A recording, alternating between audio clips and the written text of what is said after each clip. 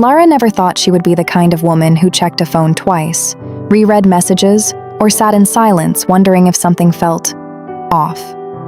Not because she was careless, but because she believed in what she saw. If something looked stable, she accepted it. If someone spoke calmly, she believed them. If love felt consistent, she didn't question it. That was just who she was. She wasn't insecure. At least, that's what she always told herself. Because insecurity felt like something loud, something obvious, something she could recognize in other people, but never in herself. So when doubts appeared quietly, she didn't label them as fear. She labeled them as overthinking, and then she buried them. Daniel had never given her a clear reason not to trust him. He was attentive, most of the time, present when it mattered. And when he looked at her, there was something in his eyes that felt real enough to silence any doubt before it could grow into something dangerous. He wasn't perfect. He wasn't overly expressive either. But he was consistent. And consistency, in Lara's mind, was more valuable than intensity. So for almost a year, everything about their relationship felt stable. Not perfect, but safe. And sometimes, safe is enough. It started with something small. It always does. A name. Maya. It appeared once casually on his phone screen while they were watching a movie. A notification popped up briefly at the top of the screen. Just a message preview. Nothing unusual, nothing dramatic. But Lara noticed it anyway. Not because she was looking for something, but because her eyes simply happened to catch it. The name stayed on her mind longer than it should have. Maya. It didn't feel familiar. It didn't feel explained. It just existed, except the way Daniel reacted. He didn't panic. He didn't scramble to hide the phone immediately. It was more subtle than that. A shift, a fraction of a second where his body changed before his expression did. A slight pause in his thumb, a brief stillness in his breathing. Then the phone turned face down. Not aggressively, not nervously obvious, just controlled. But Lara noticed, because silence speaks louder when you are already paying attention. She didn't say anything that night, not because she didn't want to, but because she understood something important in that moment. If she asked too early, she might get a rehearsed answer. If she pushed too fast, she might be called paranoid. If she made it confrontational, she might lose clarity. So she chose silence. And silence, once chosen, has a way of growing heavier with time. Days passed, then weeks, and the name never came up again. Not in conversation, not in explanation, not even by accident.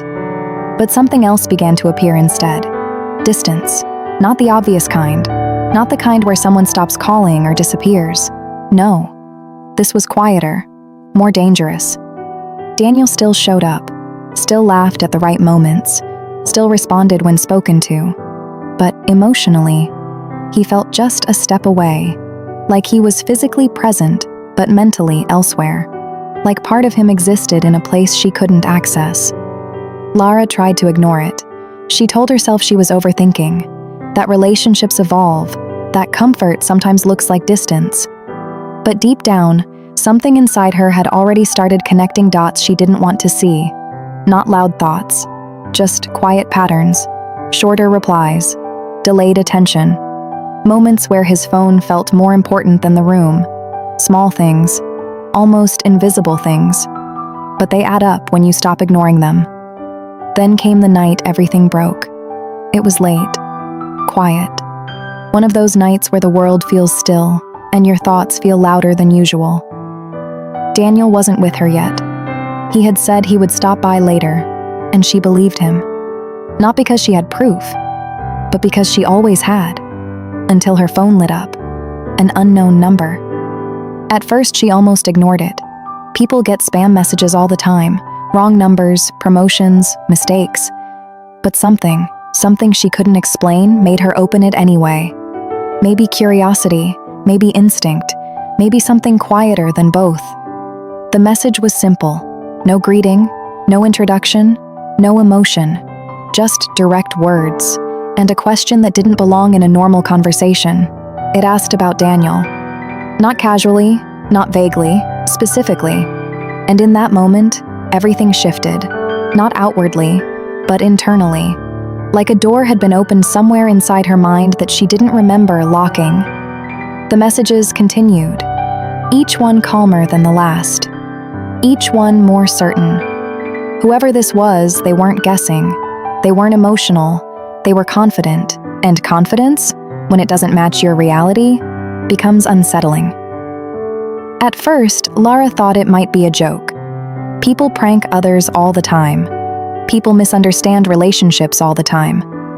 But the messages didn't stop. They became clearer, more specific, more certain. Until one line arrived that changed everything. A photo. Daniel. Not alone. With someone else. Close enough that it didn't need explanation. Lara didn't move for a moment. Not because she didn't understand, but because she did.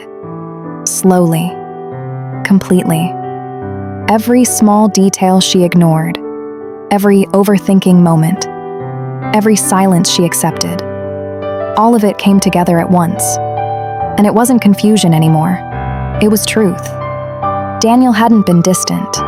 He had been divided, living a second life she was never part of. Her hand slowly lowered from the phone. Her breathing stayed steady, but something inside her had already shifted. No tears came, no reaction followed, just stillness. Because sometimes understanding hurts more than shock. And in that silence, Lara finally knew. She wasn't imagining it. She wasn't overthinking it. She was just late to seeing it. And now, there was nothing left to misunderstand.